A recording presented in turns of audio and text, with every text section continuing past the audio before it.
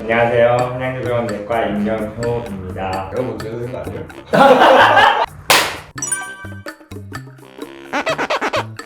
안녕하세요 시청자 여러분, 이탄입니다. 안녕하세요.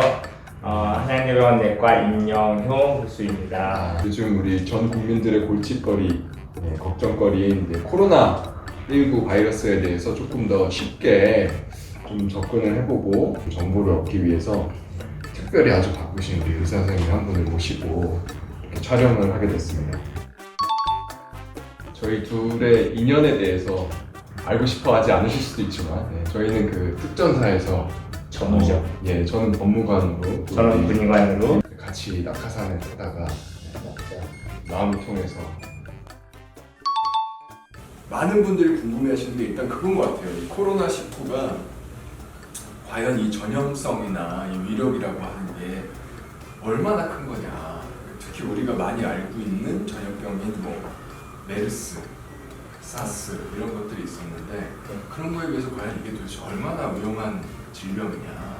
메르스나 사스 이런 것들은 증상이 있은 다음에 발현되고 나서 전염력이 나오기 때문에 증상이 있을 때 조기에 경계를 하면 대유행이 일어나지 않는데 현재 이 코비드19는 증상이 발현되기 전, 그러니까 사실 얘가 감염이 됐는지도 모르는 상태에서 그렇게 되면 돌아다닐 수밖에 없잖아요. 그 상태에서 많은 사람들을 감염시키고 그렇지만 이제 잘 알려진 것 같이 메르스는 치사율이 굉장히 높았습니다. 메르스는 한 23% 우리나라 데이터가 지금 코로나19는 1% 정도로 전문가들 사이에서 이야기가 되고 있습니다. 심한 독감 수준을 앓고 지나가는 그 정도의 위험성이지만 이것이 너무 빨리 전파가 되기 때문에 거기 있는 것 같습니다. 요약하자면 하여튼 치사율은 굉장히 낮은 편인데 굉장히 빨리 퍼진다. 그게 맞습니다. 문제다. 보통 우리가 사망자 수를 외국하고 비교를 해보면 우리나라가 사망자 수가 특별히 높은 건 아닌데 이상하게 확진자 수는 엄청나게 많단 말이에요. 우리나라가 선제적 대응을 오히려 잘한다고 할 수가 있고 전 세계에서도 우리나라의 검사 능력에 대해서 칭찬이 자자합니다. 하루에 검사 건수가 8만 건씩 이렇게 한다면 전 세계적으로 유례를 찾아볼 수가 없습니다. 소위 말하는 선진국이나 이런 데서도 증상이 나타나기 전에는 선별 검사라는 걸 하지를 않습니다. 그 증상이 나타나죠. 이 지금 코로나19는 증상이 나타나기 전에 원래 전파가 된다는 건데 한마디로 우리가 지금 대처를 잘하고 있다. 오히려 다른 나라에 비하면. 그렇죠. 그것이 그러니까 증상이 없는 상태에서 검사에서 양성으로 나온 경우 케이스를 모두 확진자로 분류를 했기 때문에 기하급수적으로 있는 거죠. 근데 오히려 그러다 보니까 중증 환자는 상대적으로 다른 나라에서 줄어드는. 빨리 검진을 해서 이제 격리를 시키고 있기 때문에. 다음 우리 예방에 대해서 좀 넘어가면 이제 마스크 이야기들을 많이 하세요. 시중에 사는 필터가 있는 마스크 자체도 바이러스 자체가 들어온 걸 막아주기는 굉장히 어렵습니다. 우리가 일반적으로 사는 그런 마스크는 비말을 통해서 쉽게 말해서 입에 스치는 그런 거를 막아주는 역할을 하잖아요. 결국에는 내 침이 튀거나 남의 침이 나한테 들어오면서 막아주는 데 효과는 있고 그런 거의 목적이라면 면 마스크도 일정 부분 효과는 있을 것 같습니다. 대신 면 마스크도 그러면 매일 그렇죠. 그건 뭐 당연하죠. 마스크 쓰고 벗을 때 중요한데 이 마스크 표면을 이렇게 자꾸 당겨서 벗고 이러면 그게 안 좋고요. 꼬리, 귀걸이를 넣고 그대로 요 표면을 안 만지는 것이 왜냐면 지금 외부에서 침이 튀어서 묻어 있는데 그러니까 내가 침도 이걸 이렇게 들어가고 그럼 그걸 내가 손으로 만지는 거는 그리고 그 손을 가지고 씻지 않고 내 눈을 만지거나 내 입을 만지거나 내 코를 만지는 것은 아무런 효과가 없는 것이죠. 사실 예방에 있어서 가장 중요한 것은 개인 위생입니다. 개인 위생. 개인 위생 중에서 제일 중요한 것이 모든 감염병 전문가들은 손 씻기라고 이야기를 합니다. 수시로.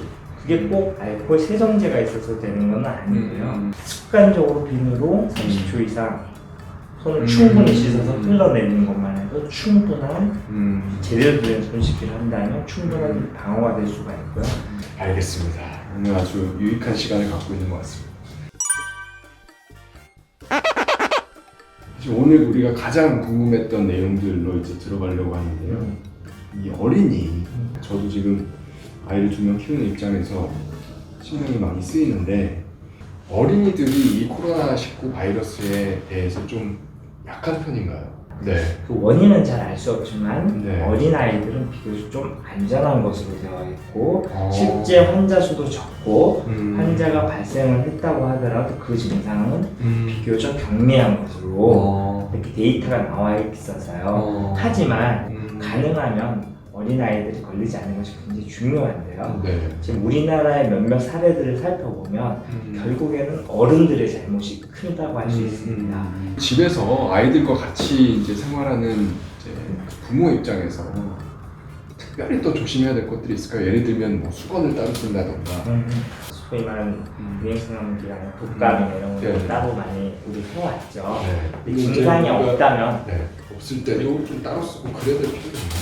그러지 않아도 될 것 같고요. 괜찮아요. 사실은 아이들을 보기 전에 밖에 나갔다 오면 먼저 손 씻기하고 기능적 철저히 한 다음에 어린이와 컨택을 하는 것이 되게 중요하다고 할 수 있습니다. 예를 들면 사람들이 많이 모이는 공간에 나만 갔다 와서 그런 것도 좀 피하는 것이 오히려 답이지 않을까. 본인 스스로 네. 감염되지 않도록 하는 게 아이를 보호하는 척도이다. 그게 제일 중요한 접근이라고. 굳이 이제 그 전에 뭐 아이들과 수건을 따로 쓰거나 뭐 마스크를 아이를 집에서 많이 씌우는 이렇게 하는 것보다는 네, 맞습니다. 그런 건 그냥 손 씻기 자주 하는 게 좋고 그게 제일 중요하죠. 본인 스스로를 보호하는 것이 결국 아이를 위하는 지키는 것이다. 거죠. 네. 사실 그 개학이 많이 연기돼가지고 네. 걱정하시는 부모님들도 많아요. 왜냐면 이제 애들이 계속 밖에 나가지 않고 집에만 있다 보니까 저희 같은 경우도 사실 그게 상상이 가는데 아이들이 계속 집에만 있으면 또 심리적으로 되게 답답해하거든요. 네. 성격이 좀. 와일드해지죠. 저도 아이가 셋인데 네. 어쩔 수 없습니다. 네. 부모님들 저녁에 모임도 많이 없어지잖아요. 네. 일찍 와서 아이들은 많이 놀아주고 산책 나가고 그렇게 해서 아이들과 오히려 이 기회를 즐겁게 또 보낼 수 있는 시간을 역발상을 통해서 하는 것이 어떨까 이렇게 생각하고 있습니다. 그런데 이제 뭐 아이들도 그렇고 또 부모도 그렇고 이게 이제 계속 실내 생활을 많이 하다 보니까 지금 코로나19에 대한 공포 때문에 외출을 자제하고 오히려 그게 정신 건강에 또 안 좋은 것 같다. 답답해 미치겠다. 그렇죠. 이런 이야기 하시는 분들도 있거든요. 그래서 질병관리본부에서 오늘 나온 지침을 잘 보시면 거기 다 나와 있습니다. 네. 산보를 해라. 너무 그런 안 내용이 해가지고. 있어요? 네. 질병관리본부에서 생보를 해라. 네. 그러니까 주변에 산책을 좀 하고 심지어는 어떤 건물에 올라갈 때는 엘리베이터를 타는 것보다 계단을 이용하는 것이 더 안전할 수 있다. 걸을 수 있는 계단이라면 오히려 걸어서 올라가고 하는 것도 하나의 뭐 건강한 생활 습관이지 않을까 하는 아, 알겠습니다. 이거 굉장히 우리가 일상에서 좀 실천할 수 있는 팁이네요. 자, 오늘 긴 시간 동안 이 코로나19에 관련된 우리 그 국민들과 시청자들의 궁금증을 좀 해소하는 시간을 가졌는데요. 마지막으로 네. 이 시청자들께 따뜻한 메시지 하나 남겨주시죠. 국민들이 잘 이겨내고 있는 것 같고요. 이겨낼 수 있습니다. 이보다 더한 낭만도 이겨냈고 실제로 우리가 환자들이 기하급수적으로 느는 것 같지만 선제적 대응을 위해서 감추지 않고 빨리빨리 발견해서 초기에 대처를 해서 빨리 종식시키는 것이 아마 잘하고 있는 것이 아닐까 개인적으로는 그렇게 생각하고 있습니다. 네. 예, 시청자 여러분, 오늘 우리 선생님께서 이 그동안 궁금했던 내용들에 대해서 많이 설명을 해주셨는데요. 도움이 되셨길 바라고요.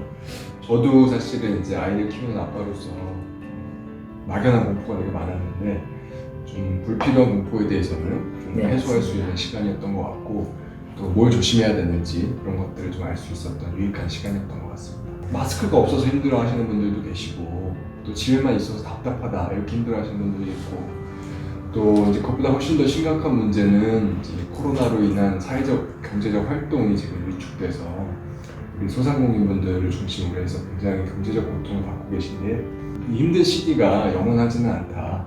언젠가 반드시 끝난다. 라는 거를 기억하면서 좀 이겨낼 수 있었으면 좋겠습니다. 저희들도 계속해서 좀 할 수 있는 일들을 찾아 나가겠습니다. 오늘 방송은 이걸로 마치겠습니다. 감사합니다. 감사합니다.